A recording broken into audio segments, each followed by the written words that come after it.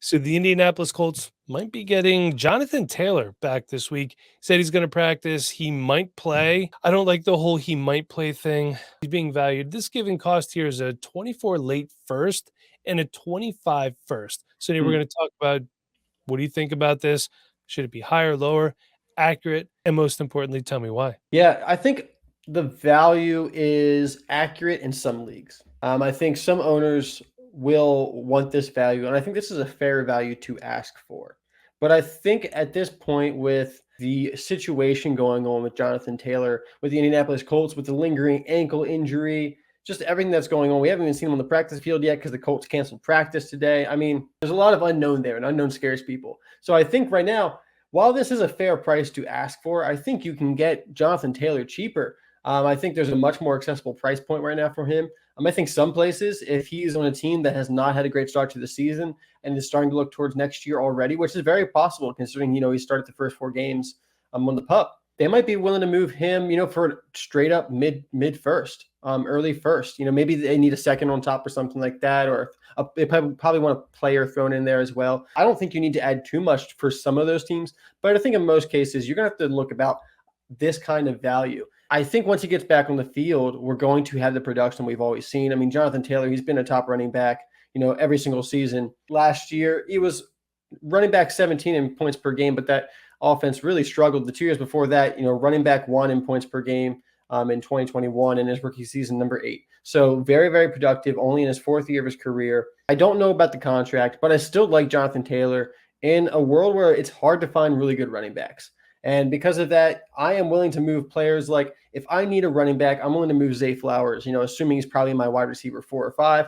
You probably can move him and a second on top for Jonathan Taylor. In a rebuilding team, you might be able to move him straight up swap right now based on their hype. That gets a lot of people to make moves. That's especially what you can do right now with Jonathan Taylor. A move if you want to upgrade from another running back.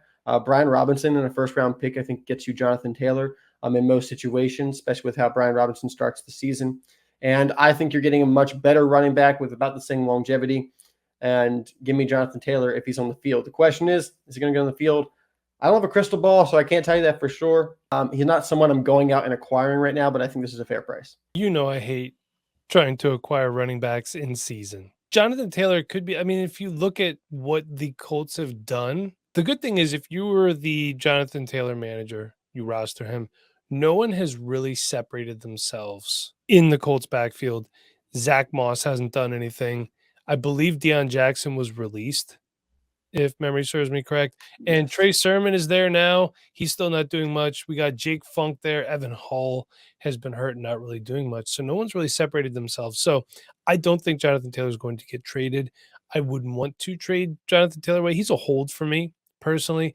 However, I do think that this value is accurate.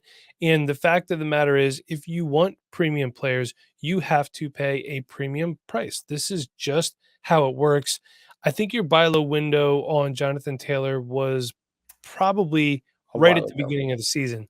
Yep. I am concerned because going on Player Profiler, which, by the way, if you want to look at injuries and injury histories for a player, Player Profiler, a great site. They're not a sponsor of ours, just a site that I use when I do any research.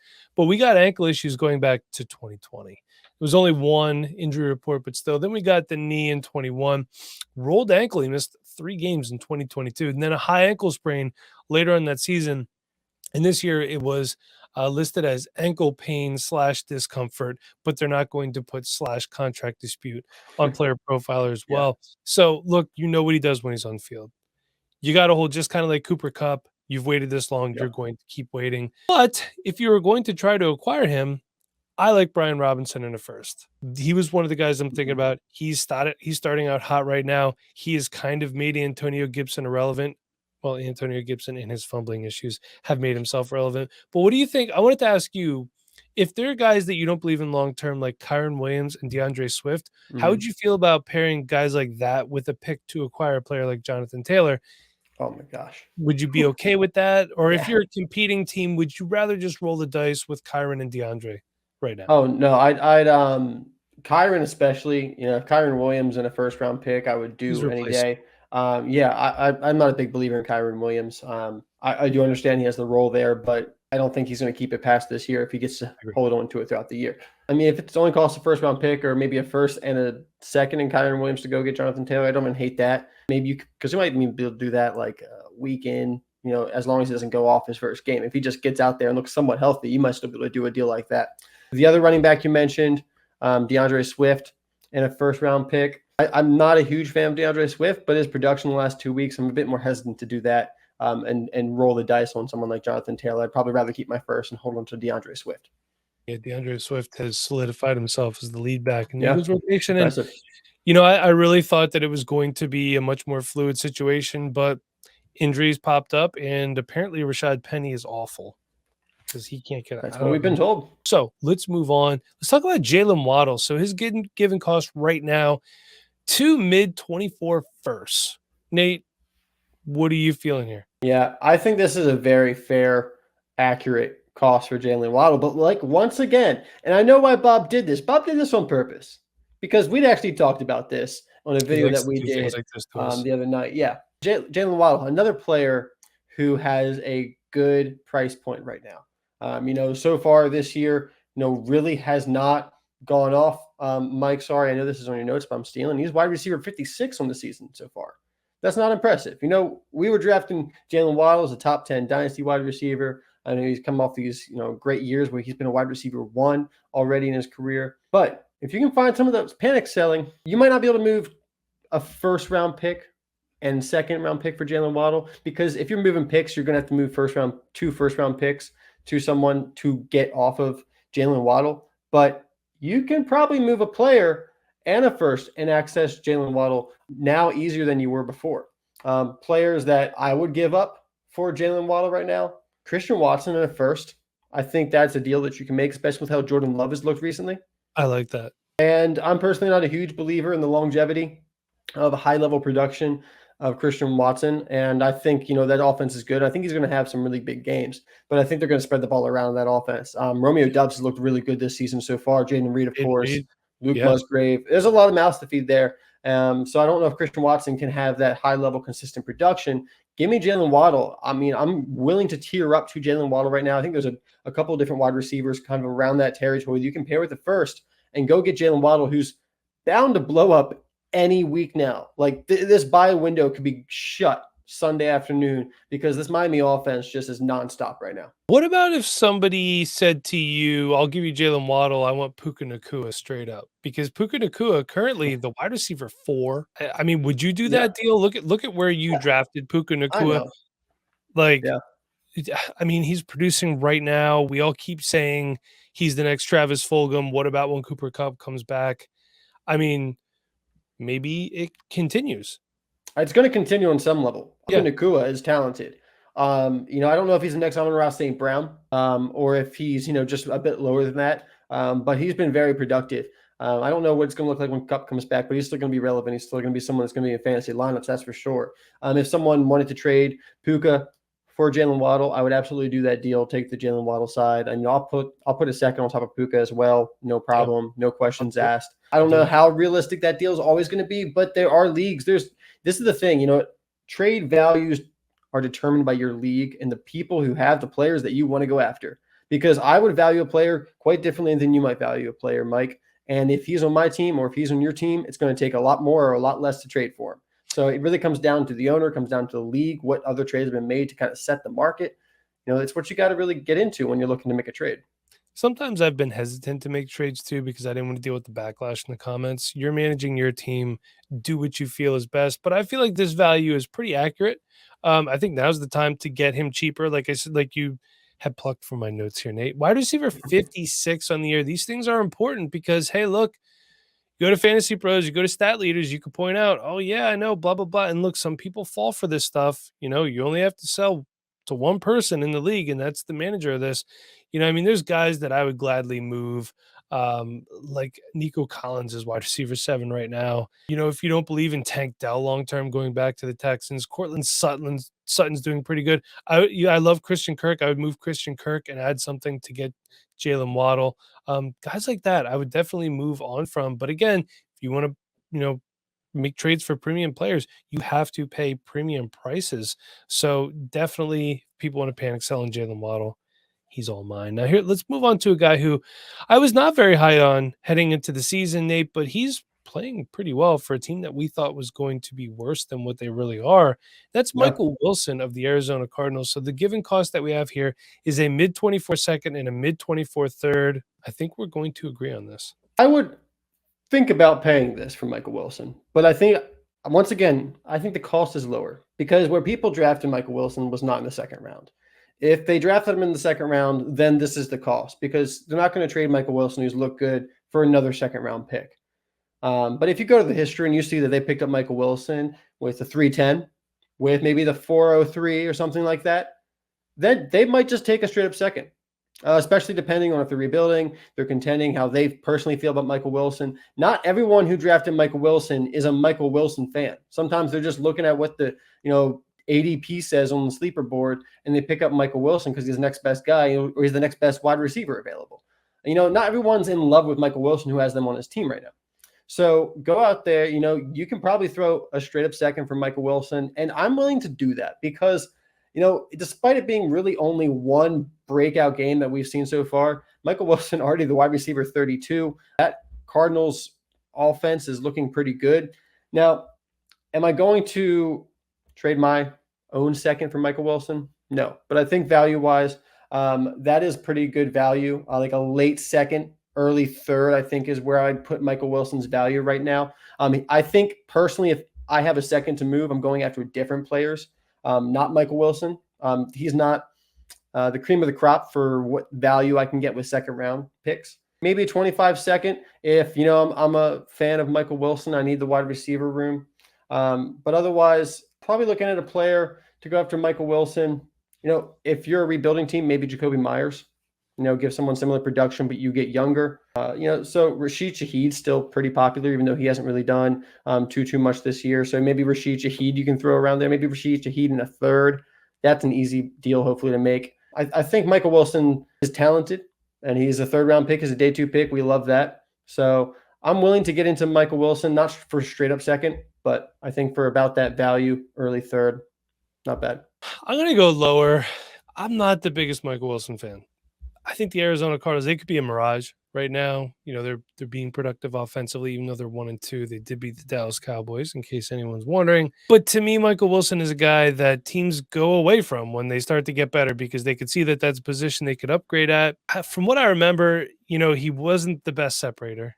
He wasn't the best high pointer. He didn't have the best hands, but he was a day 2 pick. He is being productive. I'd feel comfortable with one of these picks, but not both.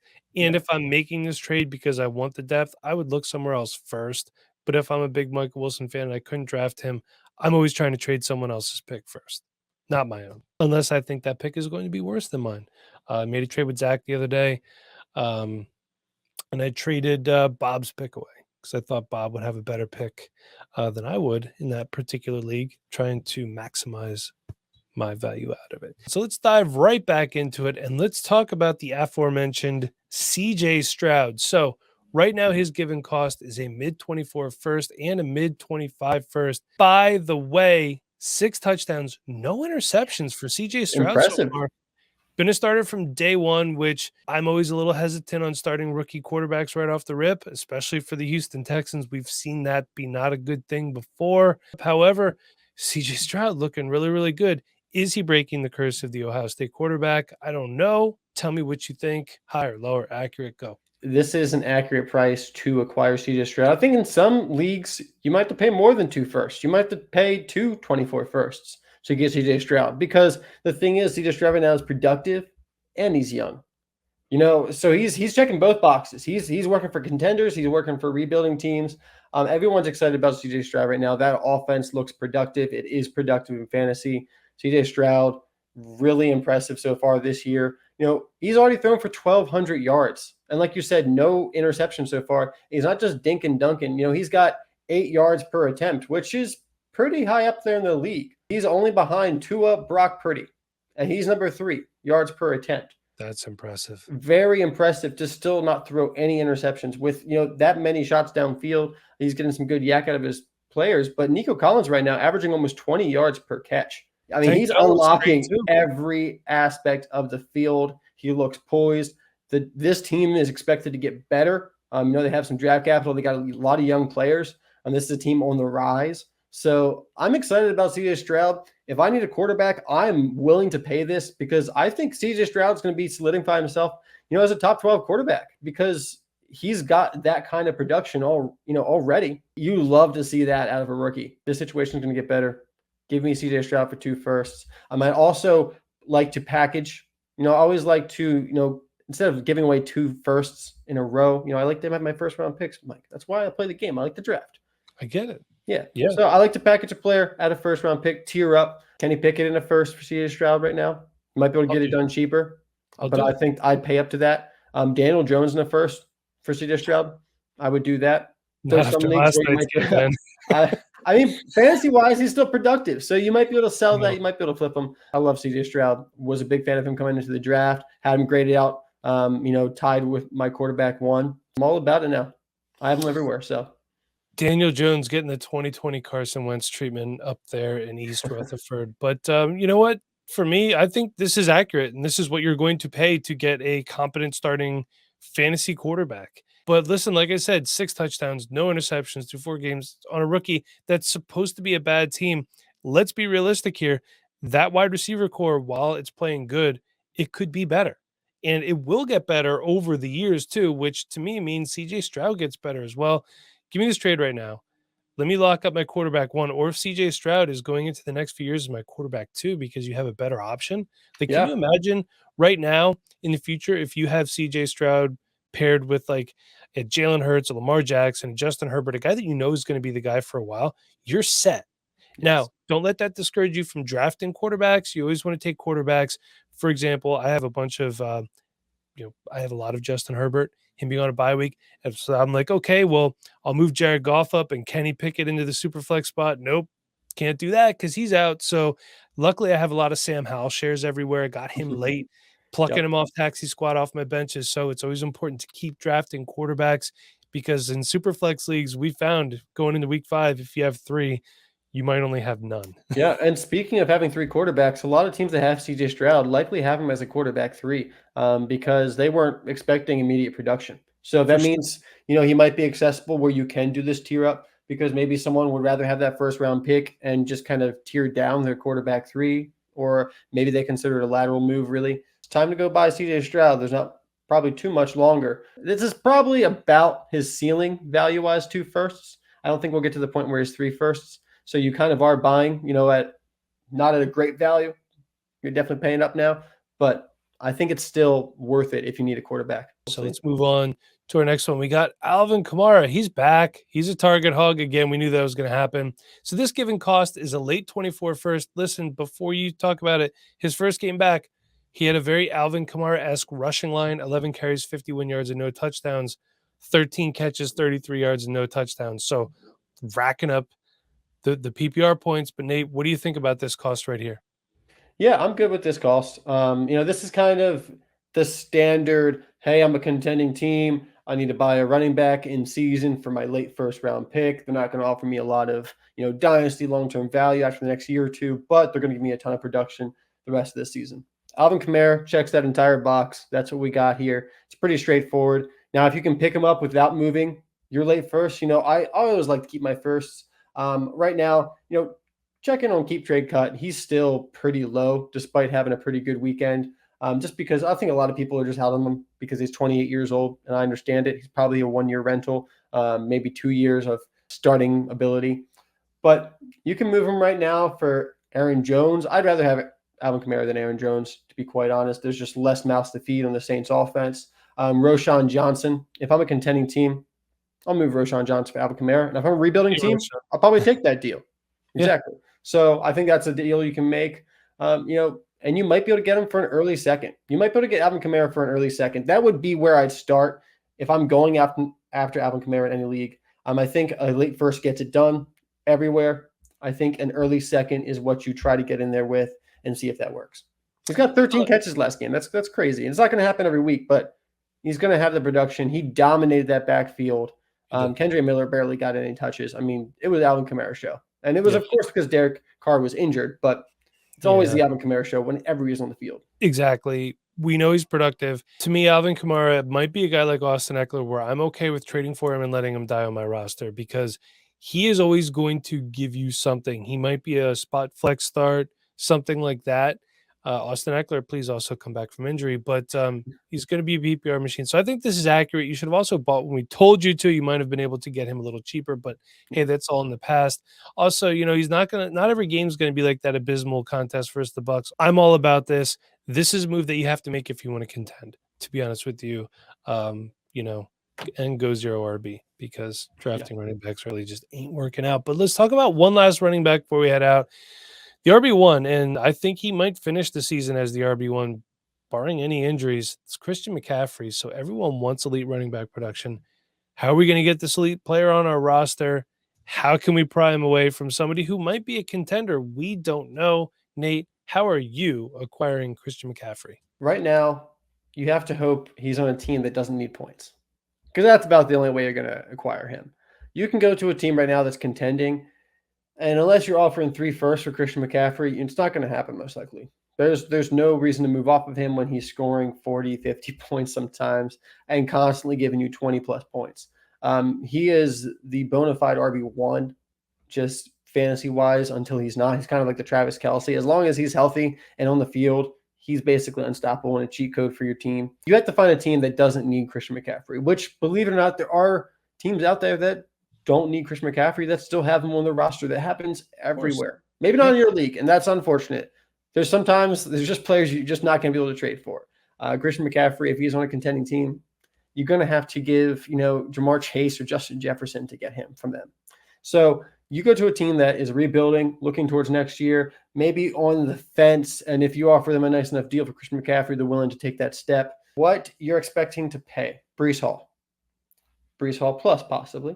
Probably Breece Hall plus at this point. But I have a story to share. I actually traded away CMC after like week 2 in a league where I have no chance at all. I'm the worst team in the league, but I have about 8 for 2024 first round picks. I got 8 of them, got a bunch of seconds. Team is built for the future. Nothing right now. So I had to get CMC off my roster. I didn't want the points. I traded him for Breece Hall in a third because that's what I got. That's the option that was given to me by the guy who wanted CMC. For me, I don't need CMC at all this year. In fact, he's hurting my chances of getting Caleb Williams or Marvin Harrison Jr. And I want Breece Hall because when I care about points in 2024, I think Breece Hall is going to be productive again. He's averaging 6 yards per carry right now. I mean, he's a really good running back. That offense just sucks. You don't have to win the trade right now. If you're a contending team, you might lose the trade in the future, but you win the trade now. If you're a rebuilding team, maybe you win the trade in the future, lose the trade now. You got to be willing to, take a loss sometimes to win in the future. So just throwing that one out there with Breece Hall, Christian McCaffrey. Otherwise, 2 firsts and something on top. Dealer's choice, most likely, if you're trying to get CMC. They have all the leverage in that situation. And Jahmyr Gibbs. As much as I love Jahmyr Gibbs, and I'm still very high on Jahmyr Gibbs, I'm not worried about his workload because his numbers look very similar to rookie season of Alvin Kamara and CMC, who we're talking about right now as some of the best running backs in fantasy football. Jahmyr Gibbs, you might have to add something to him as well, especially if they want points. So you're probably going to have to add and a wide receiver that's being productive and they can fit into the starting lineup or a first-round pick. But that's what you're going to have to pay if you want CMC. I'm not actively acquiring him if he's on teams that need points because I'm going to have to overpay. But if you need points and he's on a team that's rebuilding, think about what I said. Make it work for the other team, and you might be able to get a value. I mean, I think you even acknowledged you probably could have gotten more. But you also could have not gotten the trade done, and then it's just hurting your chances of improving in the future. And that is important to recognize as well. I'm probably not trying to acquire CMC because, like I've stressed, I don't like buying running backs in season. It's hard. Sometimes you have to do it. But hey, I'll give it the old I never went to college try. It's going to be expensive. So you're starting, I think, pick-wise minimum 2 first-round picks. Yep. I would prefer to stagger them a 24 and a 25 if I have that available to me. If it's got to be 224, and I think he's the guy that I need to really hammer it home, then I'm going to try. But I'm going to try to move a player first, Nate, as I think you'd probably like to do. Look, we all like Devon Achane, but guys like him in a first, maybe Kenneth Walker III, who's running back 10, Tony Pollard, is top 10 running back as well. Guys that we don't believe in long-term. Tony Pollard not signed past this season. Maybe somebody else likes him. Kenneth Walker, we don't know what his workload is going to look like in the future with Zach Charbonnet there. We don't know. I'm willing to move off of these guys. I would like to say a guy like Miles Sanders, I would move off of. Nobody wants Miles Sanders right now because he's proving me extremely wrong by sucking for the Carolina Panthers. He'll be a buy low next year when the Panthers are better, in my opinion, this offseason. Be an old running back for that point, man. Very, very, very low. But he's a complete back. You're going to have to take this is going to take some work. Trading for a player like this is not going to be an easy trade to make at all. It's going to take a lot of back and forth. It's going to take a lot of finesse, a lot of managing. It is going to be tough. So, Nate, before we head out, you want to do the Underdog Scrub Pick'em of the week? I sure do. This week we got the Chicago Bears versus the Washington Commanders. That feels like one of the most Thursday night football games ever. Last week, we picked Sam Laporta over 42.5. That hit. Mike, the Underdog Pick'em of the week combo is undefeated so far this season. 4 weeks in a row. If you've been tailing us, we're making money here. We're making money every week. Can we do it again? Can we do it again? All right. Well, this week, you got your featured. This really helps us out. It means we only got to do the featured and the pick'em of the week. So we got Justin Fields, and this needs 1 yard. We'll take the higher there. And then I'm going to pair that with, I want the other quarterback, Mike. I told you I'm a fan of Sam Howell. Okay. All right. Sam Howell, higher or lower, 13.5 rushing yards. Oh, it's higher. Oh, yeah, because he's hit it the last 3 games. Easily. And this one, Mike, this one I think is pretty foolproof because this works with either game script. If they're winning, he can get 14 yards rushing. If they're losing, I feel even better about my chances. He's probably running around the pocket trying to make something happen. I think we're both on the same page here. We're both taking the higher on Sam Howell. Let's look. The last couple games. Last week, 40 yards rushing on the ground. Week before that, 18. Week before that, 13. So I'm sorry. He did not hit it the second week. I believe I looked at this line earlier today, and it was 12.5 actually. Okay. So that's why I thought that. But it's 13.5. We'll still take it. We'll still take it, Mike. I'm taking it. I might take it if it was 20.5, to be perfectly honest with you. And I think the Commanders might have something with Sam Howell. I'm not going to stand here and say that he's going to be a top 10 quarterback, but he doesn't look bad. He really doesn't. And let's not forget, there was a time in Devy circles where some people considered him that he could be the first quarterback off the board. But the most important thing for you to know, if you want in on the Pick'em fun at Underdog Fantasy, use the promo code REWIND to not only get a 100% first deposit match up to $100. Guys, it's a free $100. And with what we're giving you, you're just rolling it in. You also get a mystery special pick in the lobby when you sign up as a new user. This mystery pick is always a winner, and then you're one pick away from winning your first pick'em. So join Underdog Fantasy today using promo code REWIND. The link will be in the description. For Nate, I'm Mike. We'll see everybody next time.